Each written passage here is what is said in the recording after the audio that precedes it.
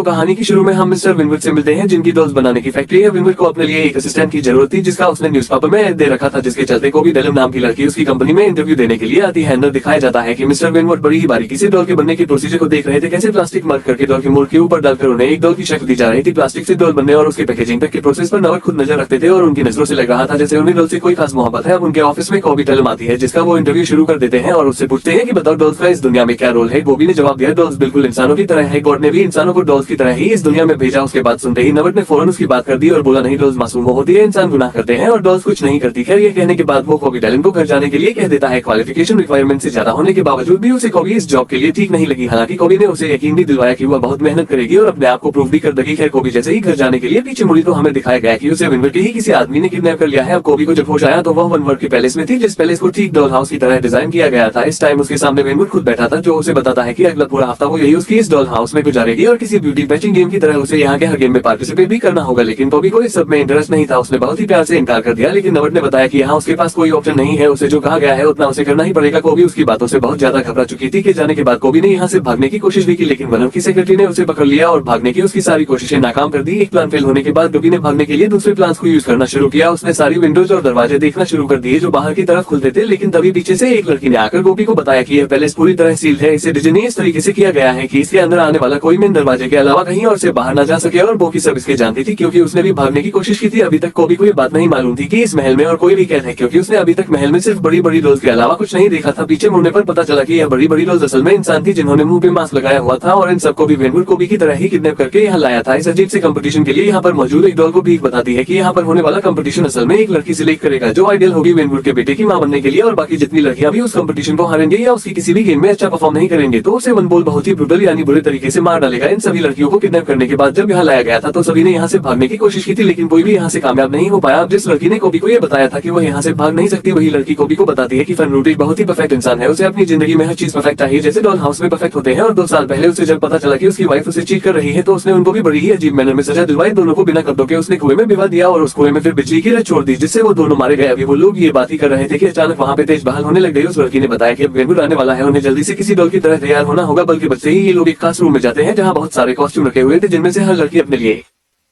Costume select करके पहन लेती है और फिर किसी डॉल की तरह बुत बन के खड़ी हो जाती है। कोबी ने एक क्लाउन यानी एक जोकर वाला कॉस्ट्यूम पहना था। इतने में ही विनवुड और उसका बेटा ओट्स रूम में आ जाते हैं। सारी डॉल ओट्स को अच्छी लगी, लेकिन कोबी नहीं, जो एक क्लाउन बनी हुई थी और इससे पहले की कोबी को मार किया जाता था। उसको इम्प्रेस करने के लिए कोबी एक मैजिक ट्रिक दिखाती है। अब अपने पास पड़ी हुई एक कार को अपने अंदर की टेलीकिनेसिस पावर से चलाकर दिखाते हैं, यानी उसने अपने ब्रेन के जरिए कार को कंट्रोल करते हुए चला दिया, जो देखकर ओट्स इम्प्रेस हो गया और कोबी की जान बच गई। ओट्स को ये जादू देखकर यकीन नहीं आया। उसने कोबी से ये जादू दोबारा करने को कहा, लेकिन कोबी ने इनकार कर दिया और जवाब एक उसे ओट्स का वैसा ही बिगड़ा हुआ रूप दिखना पड़ा जैसा विनवुड का यानी उसकी डैड का है। टेस उसे मांगने का हुक्म देने वाला था, लेकिन तभी कोबी ने उसे दोबारा इस कार को चला के दिखा दिया और ऐसे उसने टेस की अट्रैक्शन पाली। टेस और विनवुड के यहाँ से जाने के बाद सभी लड़कियां अपने रूम में थी और सभी अब कोबी के बारे में ही बात कर रही थी। और लिया को तो टेंशन होने लगी थी कि ऐसे तो जादू से कोबी ओट्स को अपनी तरफ कर लेगी और हम सब मर जाएंगे। और एलिया काफी सेल्फिश थी, वो हर हाल में ये पर्सन जीतना चाहती थी ताकि सिर्फ उसकी जान बच जाए और वो ओट्स की मां बनके यहाँ रहने लगे। कोबी ने उसकी सारी सोच को समझते हुए उसे समझाया, देखो न्याय, ये पर्सन जीत कर टेस की मां बनके यहाँ रहना कोई बड़ी बात ही है। बड़ी बात यह है कि हम किसी तरह सबको यहाँ से बाहर निकालने। अभी वो लोग ये बात ही कर रहे थे कि एक और मर्तबा अलार्म बजने लगे। सभी जल्दी से डॉल की तरह तैयार हुई और डाइनिंग रूम में आ गए। एम्बनर ने सभी को टास्क दिया टेबल सेट करने का। इन सबके पास सिर्फ 1 मिनट था। जो सबसे बुरा टेबल सेट करती वो मारी जाती। कुछ तो ये काम काफी अच्छे से कर सकती थी, लेकिन कुछ लड़कियां बहुत ही ज्यादा कंफ्यूज और पैनिक हो गई। ऐसे में सिर्फ पन्या ही काफी कॉन्फिडेंट नजर आ रही थी। अपना टेबल सेट करते में कोबी को भी टेबल सेट करना नहीं आता था, इसलिए उसने रेलिया को कॉपी करना शुरू कर दिया। लेकिन लास्ट मिनट रेलिया ने एक चेंज कर दिया। उसने फॉक के साथ एक स्पून रखा और ये चीज कोबी ने भी नोटिस कर ली। इससे पहले की वो चेंज करती 1 मिनट का टाइमर खत्म हो गया और हड़बड़ी में उसे एक ग्लास भी टूट गया, जिसकी वजह से उसे विनवुड से अच्छी खासी डांट पड़ गई। इस कंपटीशन की विनर तो और नया ही थी, लेकिन जिसने सबसे बुरा टेबल सेट किया था विनवुड उसे बेहोश करके अपने कुएं में फेंक देता है, बिल्कुल उसे वैसे ही मौत देने के लिए जैसे उसने अपनी वाइफ को मारा था। खैर, अगले दिन दिखाया जाता है कि दोबारा टेस्ट इस डॉल हाउस के अंदर है। यहाँ पर उसे मिलती है कोबी, जो उसे यहाँ पर अपनी टेलीकाइनेसिस पावर के बारे में बताती है, जिस पर वो दिमाग से चीजों को कंट्रोल कर सकती थी। वो यहाँ पे ओट्स का माइंड चेंज करने की कोशिश करती है और उससे वादा करते हैं कि अगर ओट्स ने कोबी को जितवाया तो वो कोबी की सबसे अच्छी मॉम साबित होगी, और वो भी उसकी मॉम सिर्फ तभी बनेगी जब टेस अपने डैड को कन्विंसिंग को रोक दे, यानी पेजेंट में हारने वाली लड़कियों को मारने के बजाय वो ऐसे ही छोड़ दे। अब दूर खड़ी और नया जो इन नजर रख हुई थी, उन्हें इन दोनों की बातें तो नहीं सुनाई थी, लेकिन हाँ उसे ये जरूर लगा कि कोबी ओट्स को अपनी तरफ करने करने की कोशिश कर रही है और ऐसे उसके जीतने के चांसेस खत्म हो रहे हैं। रात में दिखाया जाता है कि टेस्ट कोबी के कहने पर वुड से बात करने के लिए आया कि वह सभी लोगों को छोड़ दे और उसे कोबी अपने मोम के तौर पर पसंद आ गए हैं। लेकिन इससे पहले कि वो ये सारी बात वेनवुड को बता पाता, उसने नोटिस किया कि वेनवुड अपने बिजनेस की वजह से बहुत परेशान है, वो और परेशान ना हो जाए इसलिए टस ने उसे कोई बात नहीं की। अगली सुबह एक और बेल बजती है कि नहीं, इनका एक और कंपटीशन शुरू हो जाता है जिसमें सभी लड़कियों को शर्त दी गई थी और उन पर स्टार स्प्रे करके उन्हें प्रेस करना था। सभी अपने काम में लग जाती है और इनका फिर टाइम खत्म हो जाता है। स्मिथ बबी रिलिया ने सबसे परफेक्ट शर्ट प्रेस की थी, एक दूसरी लड़की ने तो टर्च की जगह एक दूसरा स्प्रे यूज कर लिया था और गोभी ने अपनी शर्ट जला दी थी। अपनी गलती की वजह से गोभी को मारा भी जा सकता था, लेकिन यहाँ वेनवुड उसे मारने के बजाय उसका बस साथ ही चलाता है, जिससे लया और ऑडियंस यह अंदाजा लगा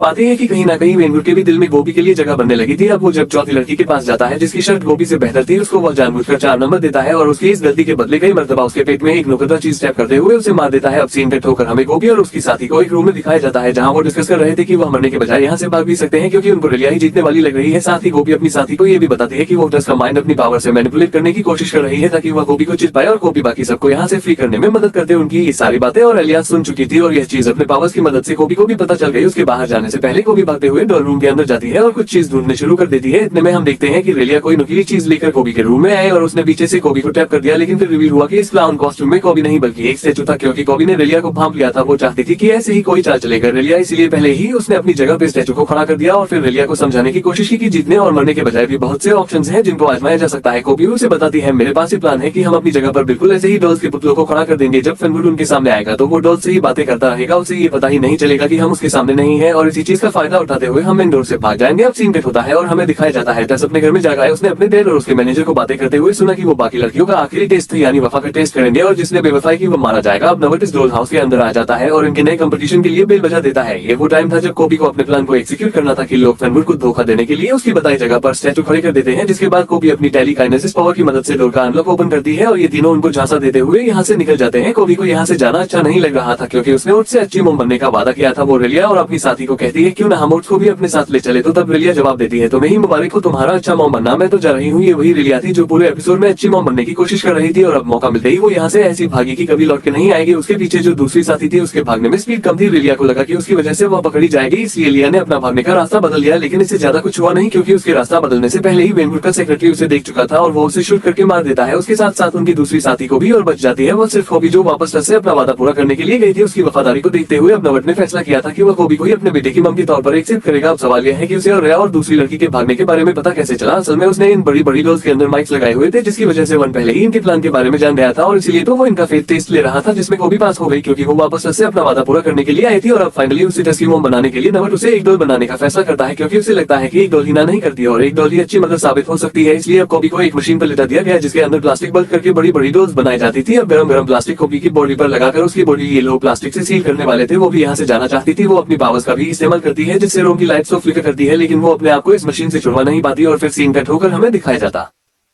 है गोभी को एक पूरी डॉल की शक्ल में जो अब वेनवुड और ओट्स की खिदमत कर रही थी। एकदम से वेनवुड का चाय का कप उछलकर छत से लगा और देखने को मिला कि इस टाइम उनके घर में 2 विचेस यानी जादूगरनी आए हैं जिनको गोभी ने ही अपनी टेलीकाइनेसिस पावर की मदद से यहाँ अपनी मदद को बुलाया था, लेकिन क्योंकि गोभी की पावर्स इतनी ज्यादा स्ट्रांग नहीं थी इसीलिए विचेस को उसका मैसेज देर से मिला। एक विच अब अपने मैजिक से गोभी के ऊपर से उसका प्लास्टिक रख तोड़ देती है और उसे वापस एक इंसान बनाती है। ये लोग गोभी को यहाँ से अब बचाने आए थे। एक विच गोभी को अपने साथ चलने को कहते हैं, लेकिन जाने से पहले गोभी ने टस को भी अपने साथ चलने को कहा क्योंकि उसने टस से अच्छी मॉम बनने का प्रॉमिस जो किया था। इस टाइम पर वेनवुड कुछ बोल नहीं सका क्योंकि विचेस ने अपनी पावर से उन्हें फ्री किया हुआ था। जाने से पहले एक विच उसे और उसके सेक्रेटरी को साथ ही साथ उसके डॉल हाउस को भी जलना देती है और फिर स्टोरी के लास्ट में हमें ओट्स और गोभी को एक साथ एक नए मेंशन में जाते हुए दिखाया जाता है जहां गोभी ने ओट्स से कहा कि तुम अपने पहले नाम को भूल जाओ, आज से तुम्हारा नाम चार्ल्स है और मैं तुम्हारी। मिट्रेस उसकी बात सुनते हुए हमें सर हिलाता है और बस यही दिखाते हुए कि कहानी यहाँ खत्म हो जाती है।